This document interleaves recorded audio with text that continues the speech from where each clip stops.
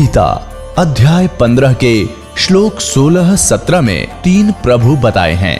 ये 3 प्रभु कौन हैं? किस प्रभु की शरण में जाने के पश्चात जन्म और मरण समाप्त हो सकता है? 3 प्रभुओं में सबसे उत्तम परमात्मा कौन है? कैसा है? उसका क्या नाम है? इन सभी गूढ़ रहस्यों को जानने के लिए अवश्य सुनिए जगत गुरु तत्वदर्शी संत रामपाल जी महाराज के अमृत वचन। परमात्मा की वाणी गरीबदास साहिब जी इंसान थे, अनएजुकेटेड थे और अक्षेत्र के अंदर जहाँ वो रह रहे थे उन्होंने उन्हीं लोगों को समझाना था। इसलिए उन्होंने, वैसे तो सर्वज्ञ थे, सारी भाषाओं से परिचित थे, इनमें सब भाषाओं का समावेश अपनी वाणी में, तो उसमें सिंपल भाषा प्रयोग की है। तो इसलिए उनको आप जी अब नहीं समझ सकते थे। इस दास के ऊपर मेहर करी के हमारा जन्म भी उसी समय से हुआ है कि हमें सारे देसी शब्द याद हैं, अपने स्वदेशी लोकल शब्द याद हैं, और इस वाणी को इसलिए हम समझ पा रहे हैं। यदि इस वाणी को अब वर्तमान के 10, 15, 20 साल से जन्मे बच्चे पढ़ रहे थे, इनका कुछ भी याद ना हो, ये समझ नहीं सके इसमें लिखा की है। जैसे बहुत से देसी शब्द हैं इसके अंदर, तो इसलिए पासिंग शब्द इन हल्का का याद भी ना होगा बच्चा ने पासिंग क्या न कहे। तो पहले एक तराजू हुआ करती थी, बैलेंस तुला होती थी, उसके बीच में एक डंडा होता था और डंडे के बीच में एक रस्सी बांध रखी, छोटा सा रस्सी बांध देते, उसको पकड़ते थे और वो ऐसे लंबी डंडी और उसके नीचे पल्ले लटका करते। और वो जो व्यापारी सौदा तोड़ने आते थे किसी किसान के, हमने देखे वो सारी क्रियाएं। तो सबसे पहले किसान कहता था कि तू ये तेरी पालड़ी में तराजू में गड़बड़ हो, इसको करके दिखा बैलेंस सही।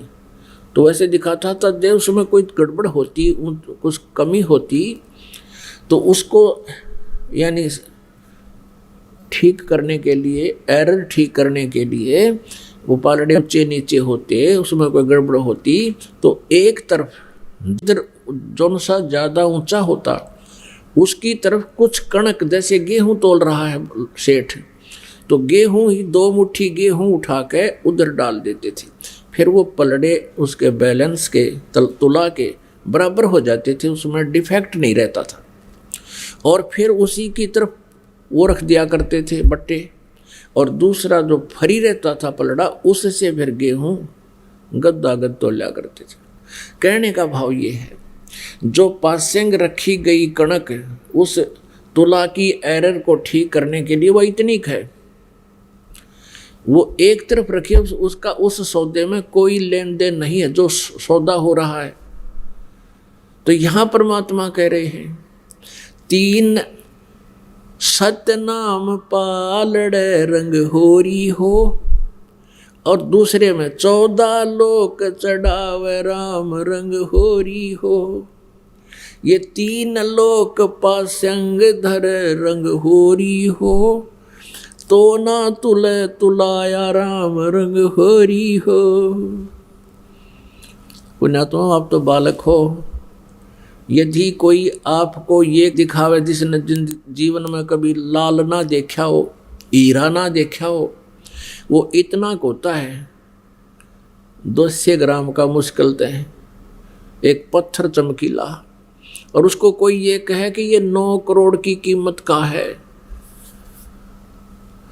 आम आदमी कतई नहीं माने है कि ना ये पत्थर है 9 करोड़ का, 9 करोड़ में तो गाड़ी भर जाए, पैसे की नहीं हो सकता। लेकिन जिसको उसका ज्ञान है वो नो कहेगा कति 100 की 100 बात है, ये तो 9 करोड़ का लाल है। तो ये जो सिमरन है जो आपको दास बता रहा है, परमात्मा ने बताया है, ये ज्यों की ज्यों कीमत का है। अब जैसे सतनाम क्या है, इसमें 2 अक्षर हैं, एक ओम और दूसरा तत्संकेतिक। इन दोनों का सिमरन होता है श्वास उश्वास से। तो एक श्वास उश्वास से विधिवत किया हुआ, अपने आप कोई मनमाना यो नाम किसी से पता लग जा रहा पर जाप करने लग जाओ, उससे कोई लाभ नहीं होगा। तो इसका एक सिमरण इतनी वैल्यू रखता है। अब देखो, एक सारा दिन मान ले न्यू करे राम राम राम राम, पहले तो राम नाम जपण का नहीं, इससे कोई लाभ नहीं होगा, मोक्ष लाभ नहीं होगा। राम का अर्थ क्या है? जैसे हम सत साहिब कहते हैं, ये सत साहिब हमारा कोई जाप का मंत्र नहीं है, ये तो हमें एक ये कोड वर्ड समझो हमारा कि हम इससे परमात्मा की याद ताजा करते हैं। सत्य का अर्थ है अविनाशी, सच, और साहब माने भगवान, यानी परमात्मा की भक्ति ही सत्य है इस मनुष्य जीवन में। बाकी हमारे साथ कोई भी वस्तु जाने वाली नहीं है। तो इसका वास्तविक उद्देश्य ये होता है कि हम सत साहिब बोलते हैं, आप भी कहते हो भाई सचमुच आपके हृदय में न्यू आवे अक्षत साहिब, तो दूसरा भी भक्त बोलेगा सत साहिब। भाव ये होना चाहिए कि ये सब जहाँ हम क्रिया कर रहे हैं ये तो हम फंस गए या मजबूरी है, लेकिन सच्चा तो भगवान ही और उसकी भक्ति ही है। ये मूल उद्देश्य, सच्चा काम तो यही है, ताकि फिर वो भक्ति याद रहे उसके। जैसे राम राम बोला करते थे, राम का अर्थ है कि परमात्मा ही सब कुछ है, परमात्मा के अतिरिक्त कुछ नहीं है। और उसकी साधना जैसे भी उन ऋषि महर्षि बताया करते थे, वो ओम नाम देते थे और कहते थे कि कोड वर्ड बोलना, ओम ओम ओम नहीं कहना किसी को, ओम ओम दूसरा भी फिर बोल भाई ओम ओम नहीं।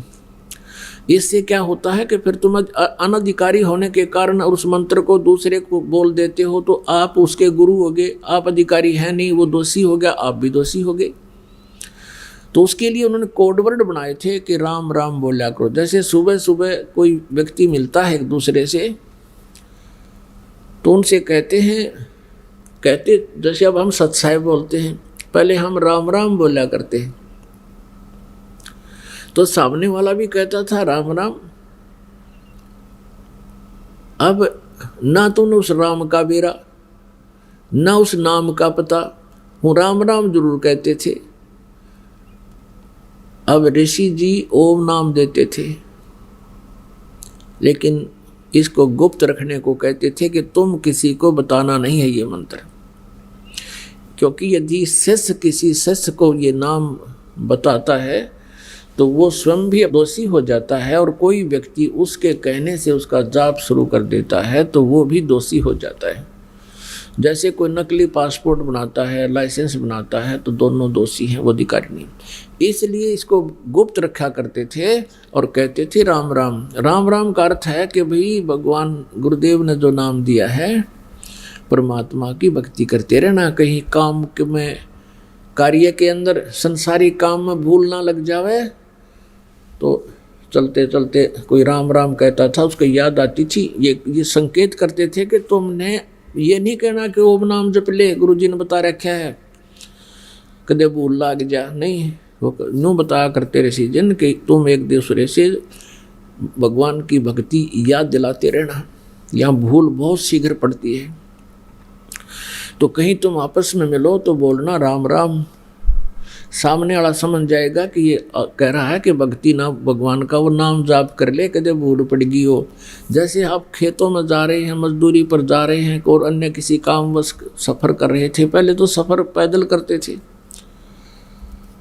तो रास्ते में कोई व्यक्ति मिल जाता और उसका भूल पड़ जाती थी कोई इधर उधर के विचारों में, सामने वाला कहा करता राम राम भाई राम राम, फिर वो कहता था राम राम राम राम राम राम, ओहो कहता मैं भूल गया था भाई। अब तो वो मन आध घंटे तक फिर श्रवण होता रहा उसका, फिर भूल सी पड़े, इतने कोई फिर टकरा जा राम राम कहने वाला। तो कहने का भाव ये है कि फिर वो मंत्र याद रहते थे, वो जब भक्ति करते रहते थे। लेकिन कहते हैं राम नाम जप कर थर होई, सत्य नाम में मंत्र दोई। राम नाम जप के थर होई, थिर सथिर माने फॉर एवर, सतलोक में रहना, फॉर एवर। यानी फिर कभी लौट कर नहीं आओगे। उसको राम नाम जप कर थर होई, और सत नाम में है वो मंत्र दोई। ये है वो राम नाम, वो सतनाम के 2 अक्षर का ये राम नाम है। और वो राम नाम जपते थे केवल एक ओम ही। तो ये इनकम्प्लीट था। और उनकी जाप करने का तरीका भी एक मजदूर वाली कमाई थी। दास जो आपको बताना चाहा था, अब उस पॉइंट पर आया है कि वो जो साधना थी मौखिक जाप की, ओम ओम ओम ओम ओम ओम, फिर कोई न कोई ओम, 1 घंटे में कौन ओम कौन, ये सारी बकवाद थी। तो ये इसलिए तो वो तो 10 लाख बार मौखिक जाप करे और एक बार श्वास से जो दास बतावेगा, वैसे अपने आप चाहे वो ओम वाले उपकरण भी लाग जी, उससे कोई लाभ नहीं होगा, क्योंकि उनका तो आदेश वैसे ही करना है। तुम वैसा करोगे तो वो तुम्हारे भगवान का आदेश खंडन होने से दोषी हो जाओगे। और हमारे भगवान का आदेश है श्वास उश्वास में नाम जपो, व्यर्था श्वास मत खो, ना जाने इसे श्वास को हो, आवण हो कि न हो। अब हमारे भगवान का तो आदेश है कि श्वास उश्वास से नाम जपना है, और इनके भगवान का आदेश है कि उच्चारण करके करना है। तो अगर वो उच्चारण ना करके वैसे करेंगे तो उनको वो उसका आज्ञा की अवहेलना होने से भी अपराधी। यानी इस काल ने तो आपको यहाँ फंसा कर रखना है। इसका उद्देश्य यही है कि आत्मा, इसको मालूम है कि आत्मा भक्ति बिना नहीं रह सकती। इसको परमात्मा की तरफ उसी दिन से होगी थी जिस दिन से ये सतलोक से इस काल के साथ आई थी। उसी दिन से प्रभु की आवश्यकता इसको महसूस होने लगी थी, और आज तक हम उसको प्राप्त नहीं कर सके, क्योंकि हम काल के द्वारा भ्रमित ज्ञान पर आश्रित रहे।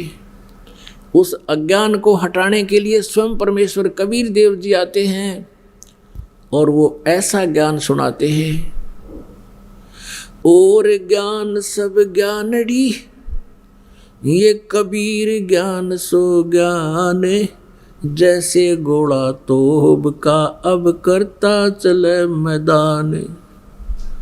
ये तोब का घोड़ा था परमात्मा की, ये सतभक्ति, सतनाम, सच्चे नाम, सही मंत्र। तो इस प्रकार आप जी इस भक्ति को विधिवत करके धनी हो जाओगे राम नाम के। कबीरा सब जग निर्धना, धनवंता ना कोई, धनवंता सो जानियो, जिस पे राम नाम धन होवे। अब कौन से राम का धन, कौन से राम का नाम है? हमारा राम का नाम है ये 3 मंत्र का, ओम तत् सत। ओम ब्रह्म की मजदूरी और तत् सांकेतिक है, ये अक्षर पुरुष की मजदूरी, और सत जो सार नाम है ये परम अक्षर ब्रह्म की पूजा। ये परम अक्षर ब्रह्म की पूजा। अपने आत्माओं, साधना और पूजा में बहुत अंतर होता है। साधना तो एक समझो एक मजदूरी है, और पूजा जो है ये हृदय से उसकी चाह है, उसके अंदर एक अपनी समर्पणता है। तो इस प्रकार हमने पूजा तो पूर्ण परमात्मा परम अक्षर ब्रह्म की करनी है, और अन्य भगवानों के जो साधना आपको दी है ये भी करनी है, क्योंकि इनके ऋण से मुक्त होकर ही हम सतलोक जाएंगे। जब हम सतलोक से आए थे हम बहुत पुण्यकर्मी प्राणी थे, हमारे साथ राम नाम का धन बहुत घना था। उस धन को इसने बर्बाद कहाँ करवाया? इस ठग ने ब्रह्मलोक में एक वो बना दिया, स्वर्गलोक, महास्वर्गलोक, और हमको वहाँ रखा। सारे ठाठ बाट, खूब बढ़िया फल, झरने बह रहे हैं, हीरे पन्ने जो ना वो पहाड़ बना रखे हैं हीरे जैसे पत्थरों के, सुंदर सुंदर सारा दिन। तो वहाँ क्या करता रहा फिर इसने, जब हमारे हो लिए ना वहाँ 10,000 वर्ष, 1 लाख वर्ष, तब इसने हमारा अकाउंट बताना शुरू किया कि तुम्हारे इतने पैसे कट गए। इब हम जावा कि तो भाई कट गए तो कट गए, यानी हमारे पुण्य इतने अक्षीण हो गए। फिर डिटेल आने लगी कंप्यूटर पे, डिजिटल बोर्ड पे, आप जी की इतनी पूंजी समाप्त, आपके इतने चार्जेस यहाँ के। और जब वो वहाँ से इसने हमें लूट लिया, फिर इस पृथ्वी पर पटक दिया और कहा वो अपने पाप भोगो, वहाँ पर जैसा कर्म करेगा वैसा फल पाओगे। यहाँ का विधान है। और परमेश्वर कबीर देव जी का विधान है कि जो मेरी शरण में आ जाएगा उसके पापों का नाश कर दूंगा और सत साधना भी वो बताऊंगा जो जिससे आप शीघ्र धनी हो जाओगे। तो इसलिए परमात्मा सतलोक से गमन करके आए थे, वहाँ से गति करके आए थे हमें ये तत्व ज्ञान बताने के लिए। तो पुण्यात्मा, परमात्मा को पाना बहुत आसान है, सतलोक में जाना बहुत आसान है, लेकिन काल भगवान ने जो हमारे ऊपर ये अननेसेसरी बोझ लाद रखा है, जैसे 56 प्रकार की पूजाएं, नाना प्रकार की रीति रिवाजें जिनका कोई औचित्य नहीं, हम बेमतलब अपना समय व्यर्थ करते थे। जैसे होली मनाते हैं, दिवाली मनाते हैं, अब इसमें के फंड शुरू कर दिया, बम भटकावेंगे, कितना प्रदूषण हो जाता है। किसी की आँख में डाला, आँख फूट गई, किसी के कपड़े जल गए, किसी के खेतों में पूड़ियाँ जल गई, किसी का घर में आग लग गई, और प्रदूषण निरा। और सारी रात बड़ा है बड़, कोई मरीज है, बीमार है, उसने वो परेशानी रहे। ये कोई खुशी का तरीका है? और फिर उद्देश्य क्या मिला? इस दिन भगवान श्री राम सीता ने लेकर आया था, दिवाली वाले दिन वापस आया था, और वह गई भी तो थी काटी उसने 2 साल बाद से। फिर वो क्यों ना मनाया जिस दिन वह माँ दुखी रही, सारी उम्र तंग पाई। इस एक दिन के दिवाली वाले दिन ने के दे दिया सीता जी को, आजीवन भटकती रही, एक जंगल में टाइम पास किया, 2 बच्चों को लेकर के रहती थी। तो ये काल ने हमें ऐसा बना रखा है कि हम या तो भक्ति करें, नहीं करें तो ड्रामा सा करें, बस फिर इनको डाल दे इसमें 84 लाख योनियों। तो पुण्यात्माओं, परमात्मा कहते मेरे हंसा भाई, हंस रूप था जब तू आया, अपना स्वरूप भूल में भूलाता ते जीव कहाया। उस समय तू आया तो बहुत धनी था, अब तू निर्धन हो गया, अब तूने फिर से धनी बनना है, तभी तुम सतलोक जा सकता हो। जितनी कमाई लेकर आया था पुनों की, राम नाम की भक्ति, उतनी ही तो सैचुरेट हो जाएगा, भक्ति के धन से परिपूर्ण हो जाएगा जब वापस जाएगा। और उसके लिए कितना आसान, एक श्वास की कीमत बता दी, होए होए। तो पुण्यात्मा, अब कितनी पूंजी लेकर आए थे हिसाब ला लेना। और ये सिमरन आजीवन करते रहोगे, जब तुम भक्त सतलोक जाने योग्य होगे तो हम कितने धनी थे, अब हमने किस प्रकार उतना ही धनी बनना है। जैसे गीता जी अध्याय नंबर 8 के श्लोक नंबर 1 में गीता ज्ञानदाता से अर्जुन ने पूछा कि आपने जो 7वें अध्याय के 29वें श्लोक में जिस तत्ब्रह्म के बारे में जानकारी दी है कि उस तत्ब्रह्म को, के तत्ब्रह्म को और सारे अध्यात्म ज्ञान को और सभी कर्मों को जो जानता है वो केवल जरा और मरण से छूटने का ही प्रयत्न करता है। वो फिर संसार की किसी वस्तु की डिमांड नहीं करता, वो तो यहाँ से जन्म और मृत्यु और बुढ़ापे से डर के सतलोक जाना चाहता है। 8वें अध्याय के प्रथम मंत्र में अर्जुन ने पूछा कि फिर किम तत्ब्रह्म, वो तत्ब्रह्म क्या है। 8वें अध्याय के 3रे श्लोक में गीता ज्ञानदाता ने कहा कि वो परम अक्षर ब्रह्म है। अब 8वें अध्याय के 13वें श्लोक में अपनी भक्ति विधि बताई है कि मेरी यदि भक्ति करेगा तो ओम इति एकाक्षरम ब्रह्म व्यवहारण माम अनुसमरण ये प्रियाति तदंदेहम सयाति प्रमाम गति। मेरी साधना मुझ ब्रह्म का एक ओम अक्षर है, नथिंग एल्स, ओम मंत्र है, बस एक ओम मंत्र। और इसका अंतिम सांस तक स्मरण करना है, जब तक शरीर छूटे तब तक करना है।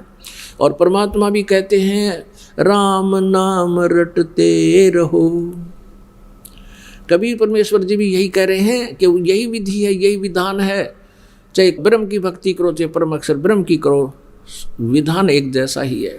अब जैसे खिलाड़ी बच्चा है, चाहे जिला स्तर पर खेल है, नियम वही होंगे, चाहे वो राज्य स्तर पर खेलता है तो नियम वही रहेंगे। ये जो हठ योग, घर त्याग कर जंगल में बैठ जाना, खड़ा होकर तप करना, उल्टा पैर करके करना, ऊपर न पैर नीचे न सिर, या कहीं झरनों में बैठ जाना और धोने लगा कर तप करना, ये बकवाद थी सारी। परमात्मा कहते हैं नाम उठत नाम बैठत नाम सोवत जागबे, नाम खाते नाम पीते नाम सेती लागबे। यजुर्वेद अध्याय नंबर 40 के मंत्र 15 में स्पष्ट किया है कि वायु अनिलम अथ इदम अमृतम भस्मांतम शरीरम, ओम कर्तु समर किलबे समर कर्तुम समर। ओह के ओम नाम का जाप काम करते करते सेवन करो, विशेष कसक के साथ श्रद्धा के साथ सेवन करो, और मनुष्य जीवन का परम कर्तव्य जान के ओम का सेवन करो। वायु अनिलम यानी आपका जो प्राण है, जीव है, ये इतनी अमरता प्राप्त कर लेगा जो ओम नाम से होती है, और इसका भस्मांतम शरीरम, शरीर अंत होने तक इसका सेवन करना है। और वही परमात्मा की वाणी यानी सच्चिदानंद घन ब्रह्म की वाणी तत्व ज्ञान बता रहा है कि नाम उठत नाम बैठत नाम सोत जागबे, नाम खाते नाम पीते नाम सेती लागबे। फिर बताते हैं कि राम नाम रटते रहो। कौन सा नाम? ये 3 मंत्र का। राम नाम रटते रहो जब तक घट में प्राण, यानी आखिरी सांस तक। कभू तो दीन दयाल के बनक पड़ेगी कान। तो कहने का भाव यह है कि जो गीता ज्ञान दाता कहता है कि मेरा एक ओम मंत्र है, नथिंग एल्स, इसके अतिरिक्त और कोई मंत्र जाप करने का नहीं है। जो तुम और करते हो ओम नमः शिवाय फल ऐसे ऐसे अपने आप बना रहे हो, विष्णु जी का सहस्रनामा, ये कोई मंत्र नहीं है जाप करने के। हरे कृष्ण हरे राम राधे श्याम सीताराम राम राम, ये मंत्र नहीं है। जब हम गीता जी को एक सत्शास्त्र मानते हैं तो उसका अनुसरण भी करना चाहिए हमने, अन्यथा हम शास्त्र विधि त्याग का मनमान आचरण कर रहे हैं। तो उसने क्या बताया है कि मेरा तो एक ओम मंत्र है, उच्चारण करके सेवन करने का, अंतिम सांस तक करता रहेगा तो मुझे प्राप्त होगा। 8वें अध्याय के 3 श्लोक में उसने बताया है कि गीता ज्ञानदाता ने कि वो परम अक्षर ब्रह्म है। अब यहाँ उस परम अक्षर ब्रह्म की साधना 17वें अध्याय के 23वें श्लोक में गीता जी में स्पष्ट किया है कि ओम तत्सत इति निर्देश है ब्रह्मण त्रिविध समर्थ है। सच्चिदानंद घन ब्रह्म, ब्रह्म ने माने उस परम अक्षर ब्रह्म की साधना, उसके प्राप्ति का ये 3 मंत्र के जाप का सिमरन का निर्देश है। निर्देश का अर्थ अंडरस्टूड है, डायरेक्शन है, नथिंग, इसमें अग्रम मग्रम नहीं, स्पष्ट है। और इसकी 3 प्रकार से त्रिविध है इसका सिमरन होता है। तत् और सत ये सांकेतिक हैं और इनका 3 ही तरीके से सिमरन होता है। जिनको सारनाम प्राप्त है, अब तीनों मंत्र मिलके चलते हैं उनके। ओम ब्रह्म का है, तत् ये अक्षर ब्रह्म का है, जिसको परब्रह्म भी बोलते हैं, अक्षर पुरुष भी कहते हैं। और सत ये सांकेतिक है, सत भी और तत् भी सांकेतिक। और सत है ये परम अक्षर ब्रह्म का मंत्र है। तो इसमें जैसे आप जी को बताया कि एक तो साधना है, एक पूजा है, तो 2 मंत्र का ही सतनाम है, ये तो साधना है, और तीसरा मंत्र सार नाम है, ये पूजा है। इसका 3 प्रकार से सिमरन होता है। जिनको ये नाम प्राप्त है वो खूब अंडरस्टूड करते हैं, समझते हैं इसको, उनको अंडरस्टूड है। अच्छा, अब आपको बताया जा रहा है कि इसने क्या बताया है कि 8वें अध्याय के 5 और 7 श्लोक में गीता ज्ञानदाता कहता है तू मेरा सिमरण कर, युद्ध भी कर और मेरे ही भाव में भावित रहे, मुझे प्राप्त होगा। फिर 8वें अध्याय के 8, 9, 10 में तुरंत 3 मंत्रों में क्लियर किया है इसने कि यदि तू परम अक्षर ब्रह्म की पूजा करेगा तो उस भक्ति की कमाई से, भक्ति योग के बल से, योग माने साधना से, उस भक्ति की शक्ति से तू उस परम अक्षर ब्रह्म को प्राप्त होगा। यानी कहने का दास का उद्देश्य जो अब था कि हम जो कमाई नाम की करेंगे, इसकी भक्ति की शक्ति, इस कमाई से हम सतलोक जा सकेंगे। और वो कमाई हमने घनी करनी पड़ेगी क्योंकि हम निर्धन गणे हो लिए। पहले हम ओम नाम का जाप करते थे और कोई पता ही नहीं था।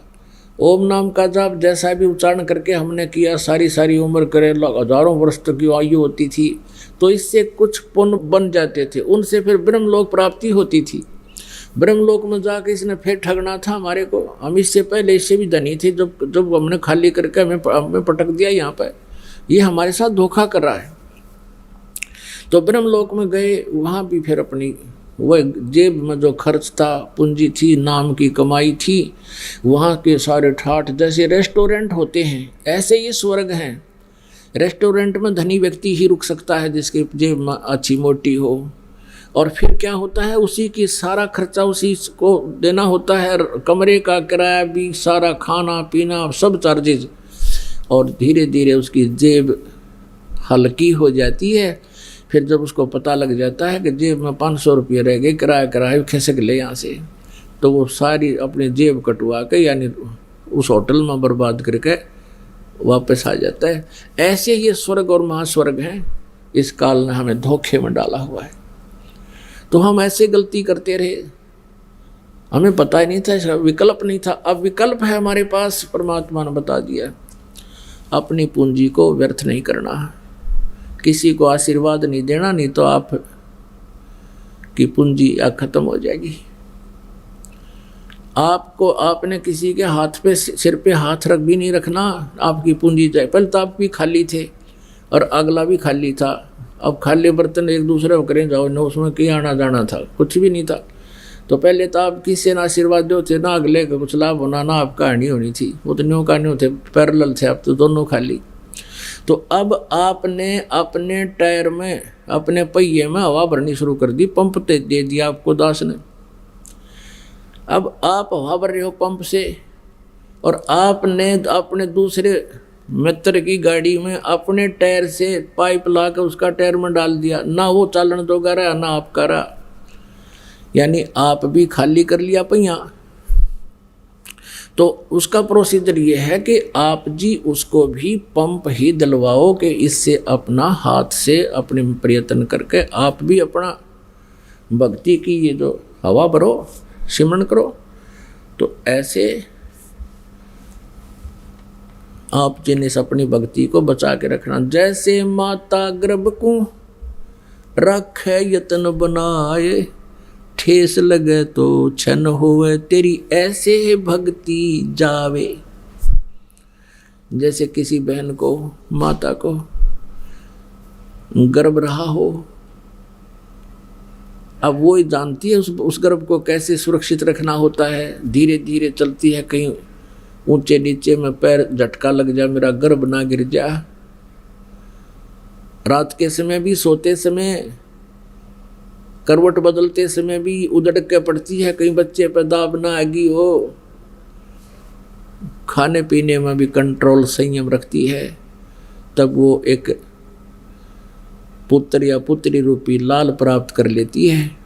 ठीक इसी प्रकार पुण्यात्मा, आप जिन अपनी भक्ति को ऐसे संभाल कर रखना है जैसे माता गर्भ को रखे यत्न बनाए, और ठेस लगे तो क्षण हो जा, क्षीण हो जा।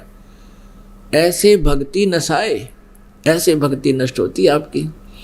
तो आप जी ने मर्यादा में रहना है, मर्यादा को तोड़ना नहीं है। इस प्रकार हम परमात्मा पाएंगे और सतलोक चले जाएंगे।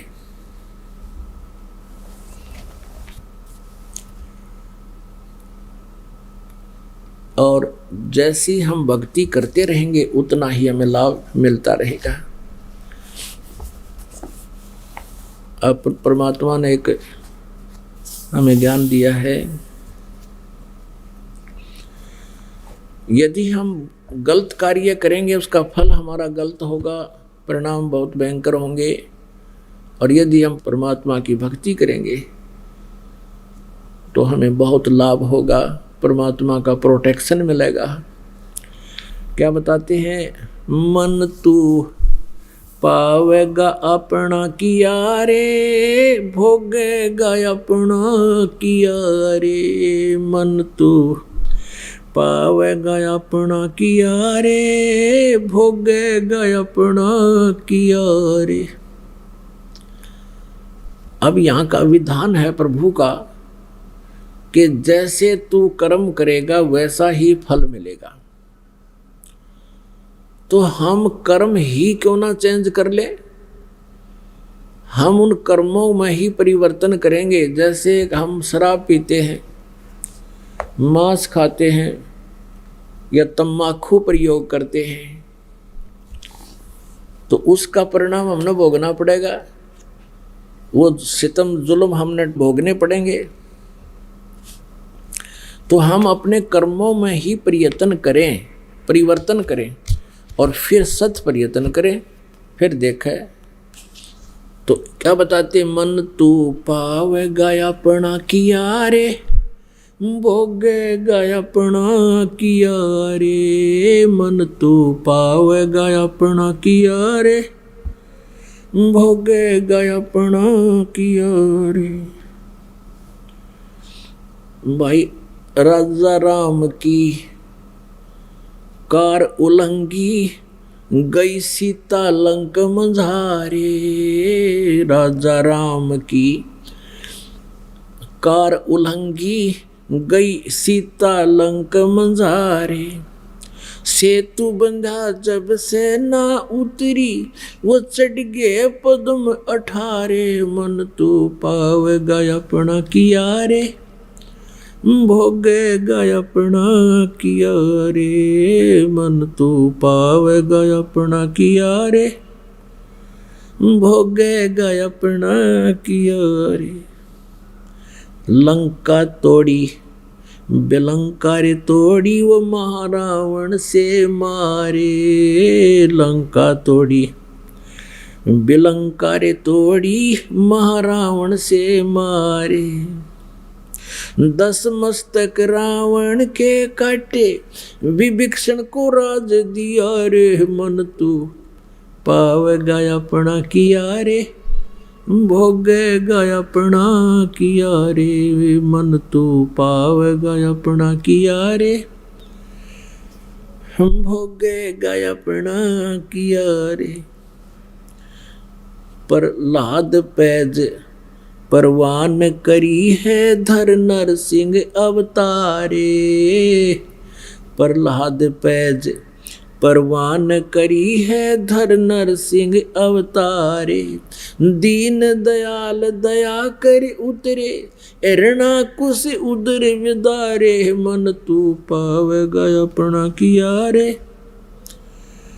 भोगेगा अपना किया रे। मन तू पावेगा अपना किया रे,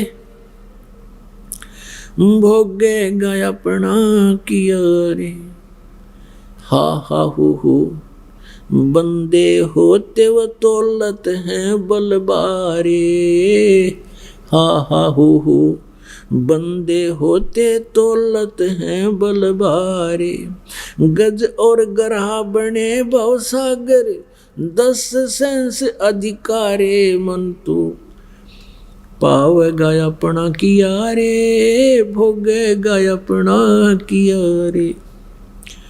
भाई श्वास घटो बलहीन भयो, तब जद खेच लियो मझधारे।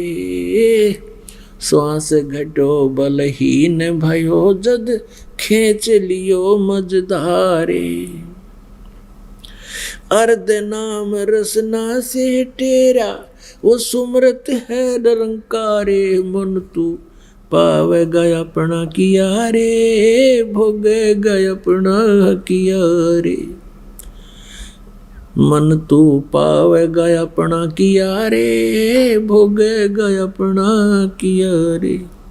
नारद मुनि त्रिकाली योगी, जिन मन गर्भ किया रे। नारद मुनि त्रिकाली योगी, जिन मन गर्भ किया रे। पल में पूत बहतर जाए, ये रोवत केस उपाड़े। मन तू पावेगा अपना किया रे, भोगेगा अपना किया रे। मन तू पावेगा अपना किया रे, भोगेगा अपना किया रे। कृष्ण गुरु दुर्वासा होते 56 कोट सिंगारे। कृष्ण गुरु दुर्वासा होते 56 कोट सिंगारे।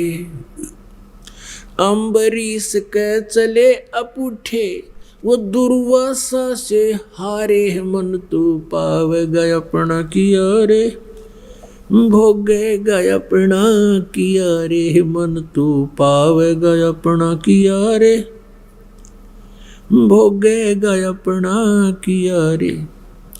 भाई दुर्योधन और दुशासन को द्रौपदी चीर उतारे। दुर्योधन और दुशासन को द्रौपदी चीर उतारे। अंधे को पीन गई थी, वो बढ़ गए अंत अपारे। मन तू पावेगा अपना किया रे, भोगेगा अपना किया रे। मन तू पावेगा अपना किया रे, भोगेगा अपना किया रे। भाई भीष्म पिता और द्रोणाचार्य ये कर्ण से बाणों मारे। भीष्म पिता और द्रोणाचार्य ये कर्ण से बाणों मारे। महाभारत में टटीरी के रखे, वहाँ घंटा टूट पड़ा रे। मन तू पावेगा अपना किया रे, भोगेगा अपना किया रे। मन तू पावेगा अपना किया रे, भोगेगा अपना किया रे। भाई 33 कोट यज्ञ में आए वो शेष 88 सारे। 33 करोड़ जग में आए वो शेष 88 सारे। 12 कोट वेद के वक्ता, वहाँ सुपच का शंख बजा रे। मन तू पावेगा अपना किया रे, भोगेगा अपना किया रे। मन तू पावेगा अपना किया रे, भोगेगा अपना किया रे। चमरा कनक जनेऊ काढ़े व विपर पंडित सब हारे। चमरा कनक जनेऊ काढ़े विपर पंडित सब हारे। जुल्हे के घर बालद आई, वो केसों से बन जा रे। मन तू पावेगा अपना किया रे, भोगेगा अपना किया रे। मन तू पावेगा अपना किया रे, भोगेगा अपना किया रे। मीराबाई को मारन लागे जहर का प्याला प्यारे। मीराबाई को मारन लागे जहर का प्याला प्यारे। पीवत ही अमृत हो लग्या, वो हो गया सर्द ही यारे। मन तू पावेगा अपना किया रे, भोगेगा अपना किया रे। मन तू पावेगा अपना किया रे। भाई कंस के सी चानोर खपावन, वो जीतन मल अखाड़े। कंस के सी चानोर खपावन, जीतन मल अखाड़े।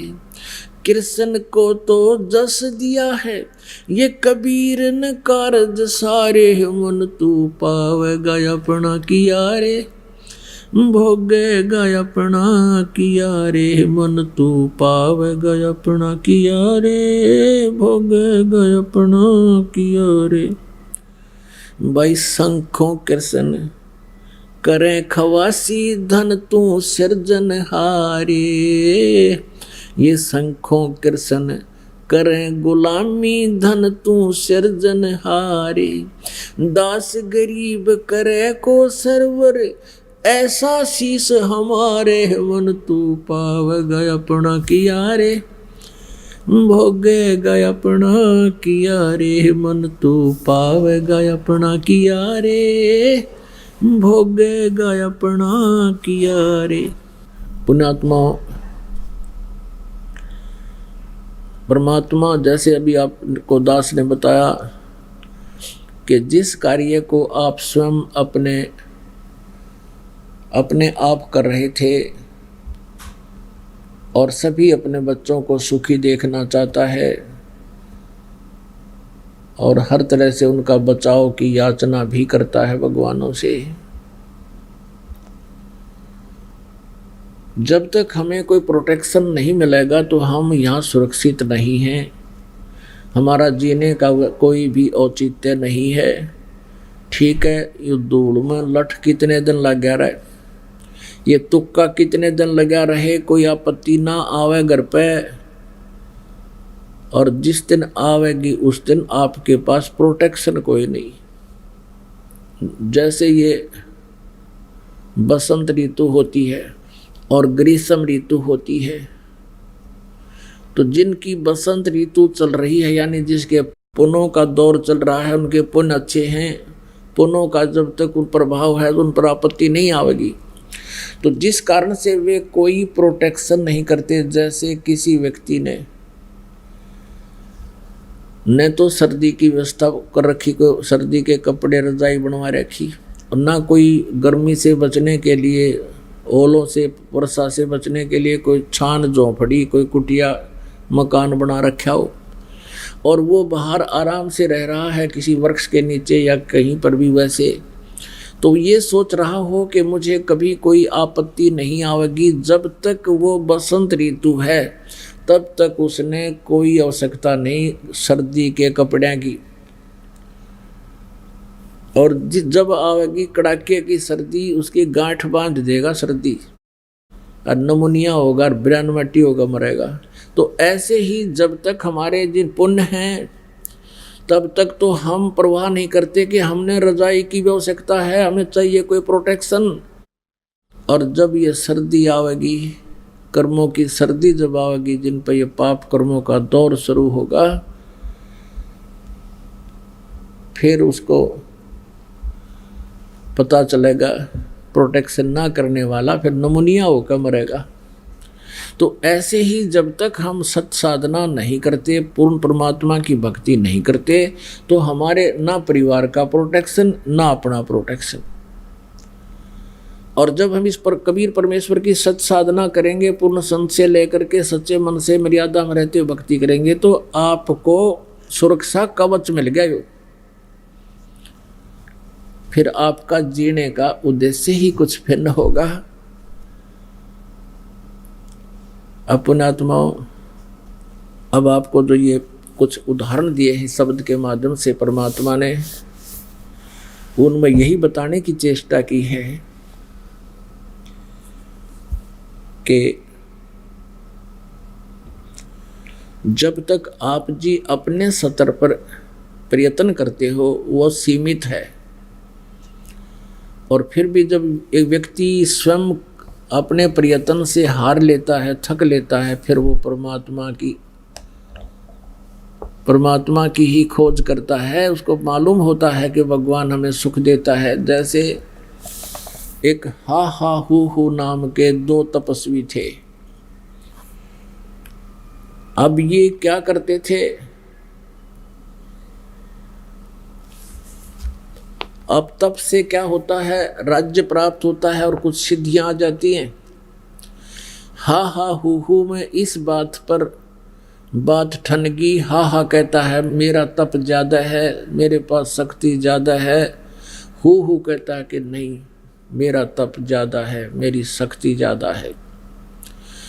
अपने बल का कौन शक्तिशाली है, किसकी तपस्या की शक्ति ज़्यादा है, निर्णय कराने के लिए ये इंद्र के पास गए, ब्रह्मा के पास गए।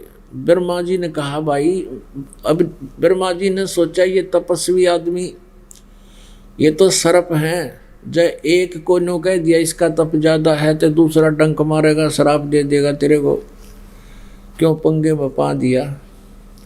उनसे कह दिया भाई देखो, मैं तो अपना ये जो बहुत सा कार्य मेरे जिम्मे है इसमें व्यस्त रहता हूँ और ना मैंने ऐसा कोई ज्ञान है, आप इंद्र के पास जाओ, इंद्र तप से ही बनता है। अब इंद्र के पास गए दोनों, इंद्र से यही प्रार्थना की कि हम बताओ हमारे में कौन सा का तप ज़्यादा है।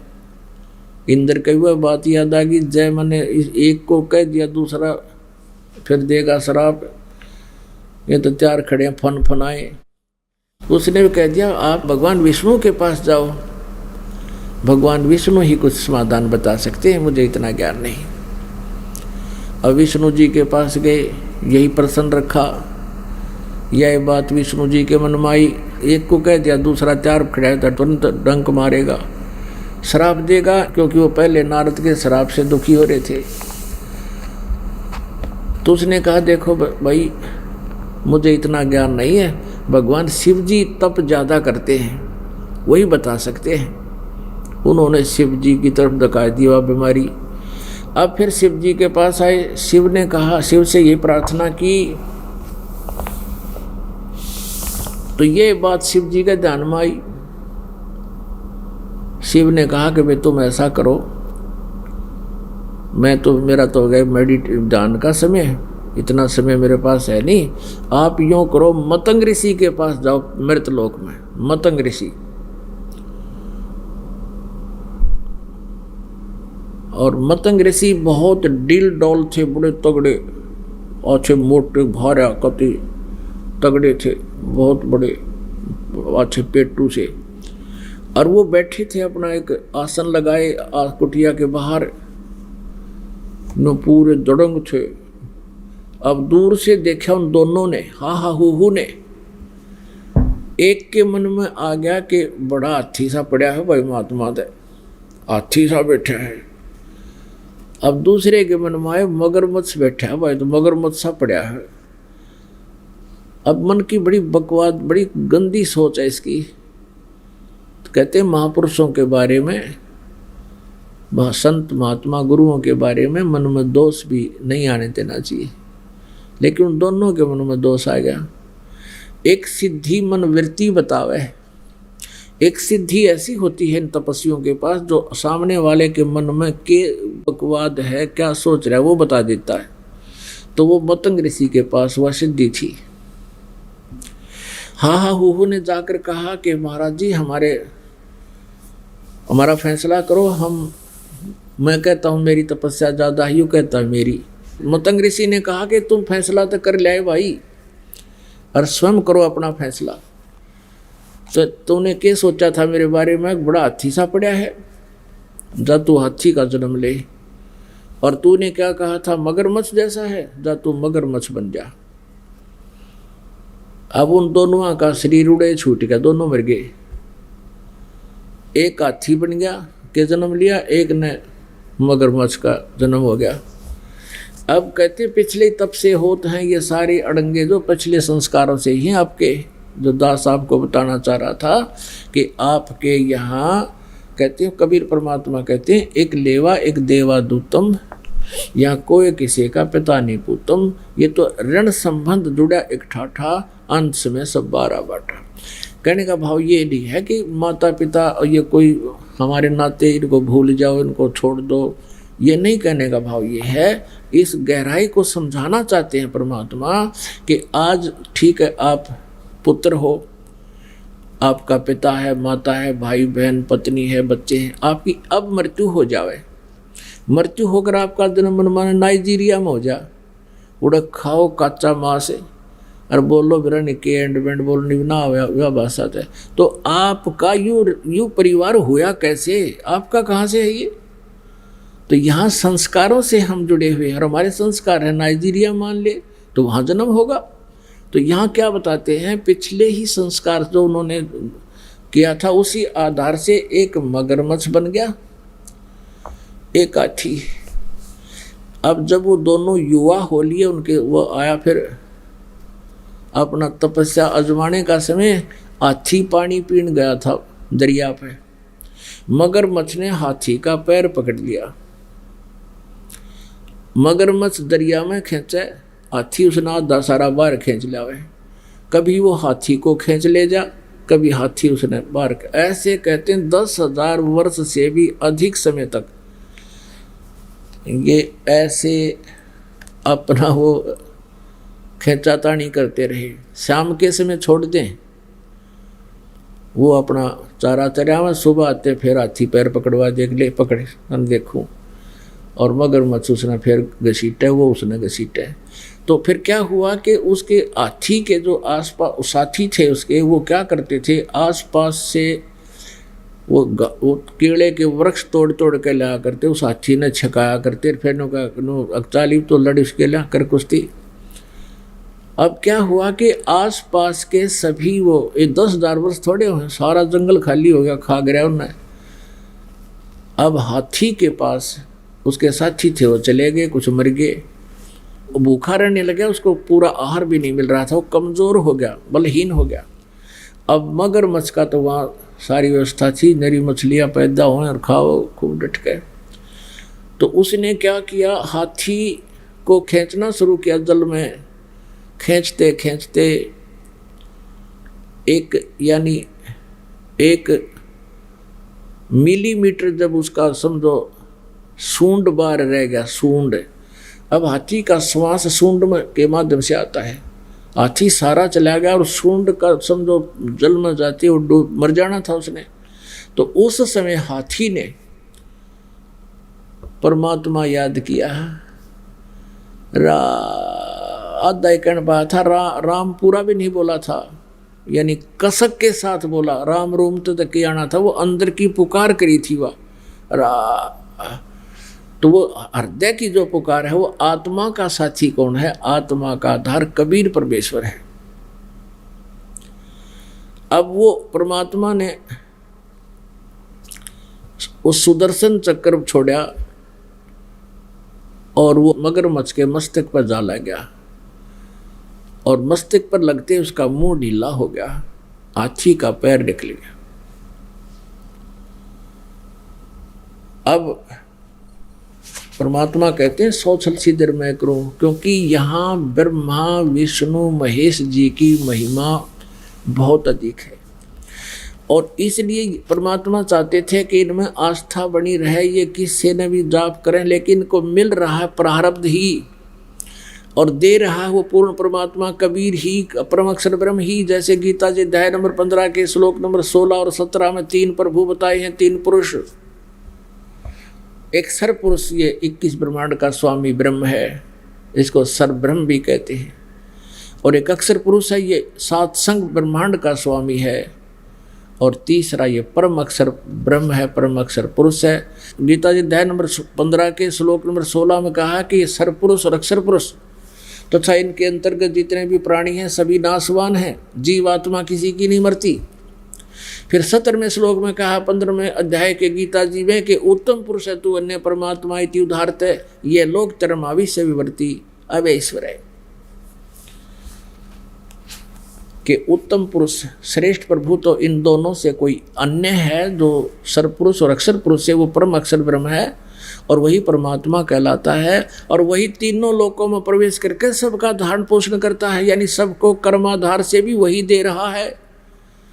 या भूल ईब मिटेगी, हम जो इनको ब्रह्मा विष्णु महेश जी को ही क्रेडिट दिया करते थे, अब आपका कंसेप्ट क्लियर हो जाएगा।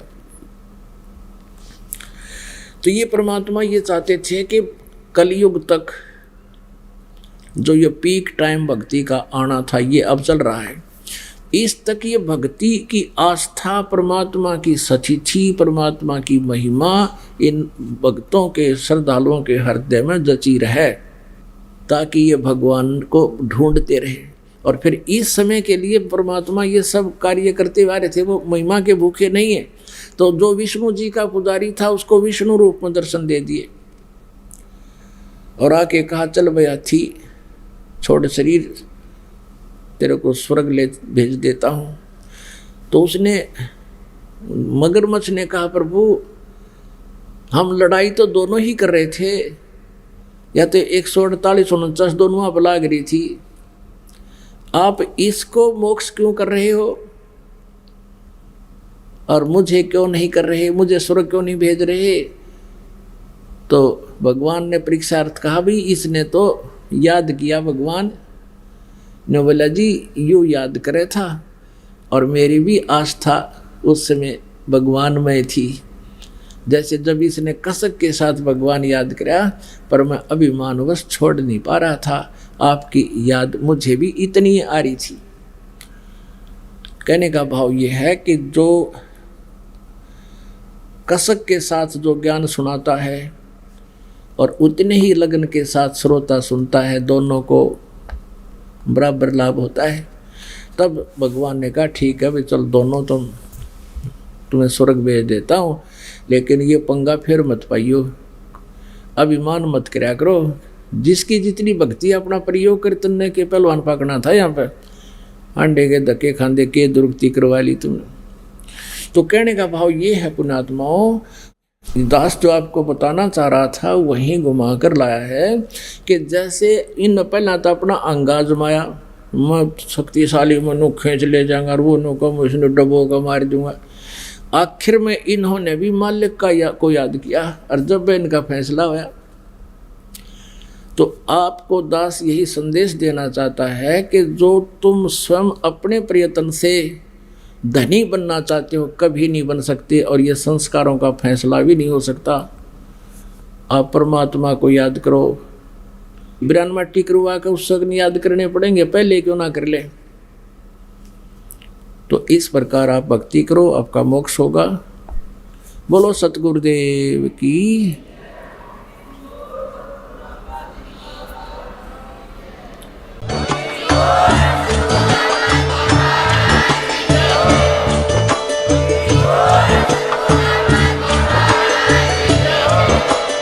आप सुन रहे थे जगत गुरु तत्वदर्शी संत रामपाल जी महाराज जी के मंगल प्रवचन। अधिक जानकारी के लिए विजिट कीजिए हमारी वेबसाइट www.jagatgururampalji.org। संत रामपाल जी महाराज जी के शुभ आशीर्वाद से पूरे विश्व भर में 500 से भी ज्यादा नाम दीक्षा केंद्र हैं, जिन पर संत रामपाल जी महाराज जी द्वारा ऑनलाइन निशुल्क नाम दीक्षा दी जा रही है। अपने नजदीकी नाम दीक्षा केंद्र का पता करने के लिए संपर्क करें 8222880541।